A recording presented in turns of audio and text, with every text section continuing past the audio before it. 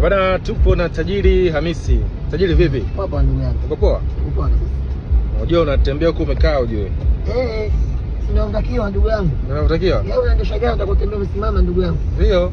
No, ni kitu ambacho kiwezekani bro. Ndio. Yeah. Umetumia miaka gani kufika hapo ulipofika kwenye hii gari ambayo unaendesha sasa hivi? Miaka mingapi? Mpaka nimefika hapa, nimetumia ndani ya miaka mpaka leo niendesha gari hizi anakonda. Nimetumia ndani ya miaka 10. Miaka 10? Kuipata miaka 10. Yaani kupambana na maisha. Ajina alhamdulillah hakika kulala na kuamka nao. Ndio. Miaka 10. Kwenye gari yako ni kitu gani ambacho kikosekana unakuwa hauna amani kabisa? Mafuta. Mafuta? Ndio. Yaani kukosa mafuta mtihani. Yeah. Barabarani pia ni vitu gani ambavyo unazingatia sana ukiwa unaendesha kama hivi? Salama. Kuwa makini, kuna watu wengine hawaeleweki kabisa. Kwa lazima niwe makini. Hivi unakumbuka ile clip ambayo ulikuwa unaimba? Yeah, naikumbuka. Clip gani unasema?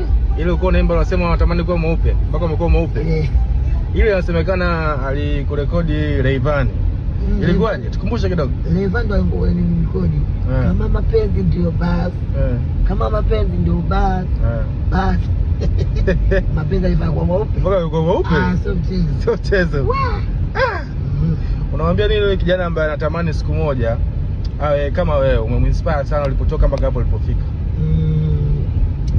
Tusikate tamaa. Tupende kujipa moyo kila siku. Na kikubwa zaidi, unapotoa maamuzi yafanye fadhabu. Sio unatoa maamuzi alafu unakuwa unadumkia na unaenda na kurudi. Unaenda na kurudi. Na usiogope kusema vibaya ama kupewa kashfa mbaya. Ndio. Utofanikiwa kusema naogopa watu. Utafanikiwa. Na pia unaogopa watu ambao wenyewe wako wanaenda, yanaendelea. Yako kwa yaendelee. Akili kichwani mwako. Kichwani mwako.